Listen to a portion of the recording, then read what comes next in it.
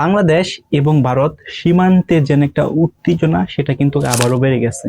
So দেখে থাকবেন আপনারা যেন প্রায়ই কিছুদিন পর পর বাংলাদেশ এবং ভারতের যে সীমান্ত বা বর্ডার এলাকা আছে সেখানে কিন্তু বিভিন্ন ইস্যু নিয়ে বা বিভিন্ন প্রকার কারণে কিন্তু সীমান্ত উত্তেজনা তৈরি হয়। এটা হতে পারে যে কোনো ইস্যু। সো এখন রিসেন্টলি আবারও একটা সীমান্ত উত্তেজনা হইতেছে, সেটা হচ্ছে ভারত এবং হচ্ছে বাংলাদেশ, অর্থাৎ বিএসএফ। বিএসএফ মানে হচ্ছে ভারতের সীমান্তবর্তী রক্ষী এবং বিএসএফ হচ্ছে বাংলাদেশের যে বিজিবি যাকে আমরা বলি, তাদের মধ্যে একটা উত্তেজনা তৈরি হয়েছে। কেন?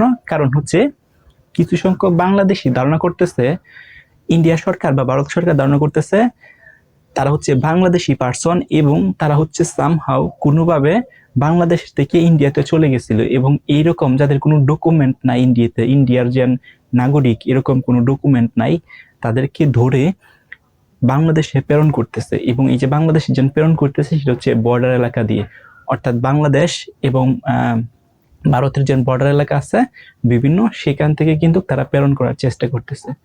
কিন্তু এই যে প্রেরণ করে পাঠাবে, অর্থাৎ ধরেন অবৈধভাবেই আছে বাংলাদেশের যারা নাগরিক আছে, অনেক নাগরিক ধরেন আছে ভারতে অবৈধভাবে, তো তাদেরকে যে পাঠানো হবে একটা তো প্রসেসিং আছে, বা সরকার বা ভারত সরকার এবং বাংলাদেশ সরকার একটা প্রসেসিং এর মাধ্যমে তারপর তো পাঠাবে। এমনটা না করে তারা চেক করতেছে আসলে তারা ভারতের নাগরিক কিনা। যদি ভারতের নাগরিক না হয়ে থাকে এবং বাংলাদেশের নাগরিক হয়ে থাকে তাহলে বর্ডার এলাকা দিয়ে আসতেছে, বর্ডার এলাকা দিয়ে পাঠাই দিতেছে। কিন্তু বিজিবি সেখানে বাধা প্রদান করতেছে, কারণ বিজিবি মানে এটা তো অ্যাকসেপ্ট করবে না। কারণ যদি ভারতের নাগরিক কেউ পাঠিয়ে দেয়, অন্য অবৈধ নাগরিক কেউ দিন পাঠিয়ে দেয়, তখন এটার তো কোনো রেকর্ড কিন্তু থাকবে না। সো এরকম অবস্থায় কিন্তু টান টান উত্তেজনা তৈরি হয়েছে বাংলাদেশ এবং ভারতের যে সীমান্ত এলাকা আছে সেখানে কিন্তু একটা কঠিন সিচুয়েশন তৈরি হয়েছে এবং গোলাগুলিও কিন্তু আমরা শুনতে পাইছি। এবং বেশ কিছু জন, আজকে যে নিউজটা সেটা হচ্ছে বেশ কিছু জন কিন্তু আহত হয়েছে এই যে গোলাগুলির কারণে। বাংলাদেশের কিছু নাগরিক হচ্ছে আহত হয়েছে। এবং এরকম সীমান্তবর্তী এলাকায় যদি এরকম কোনো সিচুয়েশন ক্রিয়েট হয় তাহলে সীমান্তবর্তী এলাকায় মানুষ যারা আছে তাদের মনে কিন্তু একটা আতঙ্ক বিরাজ করে। আর আতঙ্ক বিরাজ করাটাই কিন্তু স্বাভাবিক, কারণ তারা যেন এখানে বসবাস করে, একদম বর্ডার এলাকায় বসবাস করে। সেখানে যদি ভারতের সীমান্তবর্তী বাহিনী এবং বাংলাদেশের সীমান্তবর্তী বাহিনী যদি একটা সংঘর্ষ হয় তাহলে সেখানে কিন্তু ডেফিনেটলি গোলাগুলি হবে।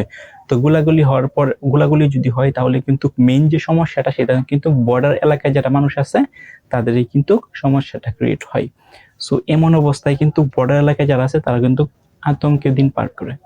সো এই যে বর্ডার যে ইস্যুগুলো আছে, আমরা চাই বাংলাদেশ এবং ইন্ডিয়া যৌথভাবে একত্র হয়ে বর্ডার ইস্যুটা যাতে জিরো টলারেন্সে নিয়ে আসুক। কারণ শুধুমাত্র এই ঘটনা নিয়ে যেন বর্ডার এলাকায় এরকম সিচুয়েশন তৈরি হইতেছে, বিষয়টা এরকম না। দেখবেন আরো কিছুদিন পর বা পূর্বের যে রেকর্ডগুলো আছে সেগুলো যদি আপনি দেখেন তাহলে বিভিন্ন যে ইস্যু আছে সেগুলো নিয়ে কিন্তু ভারত এবং বাংলাদেশ সীমান্তে এলাকায় দেখবেন অনেকেই মারা যাচ্ছে।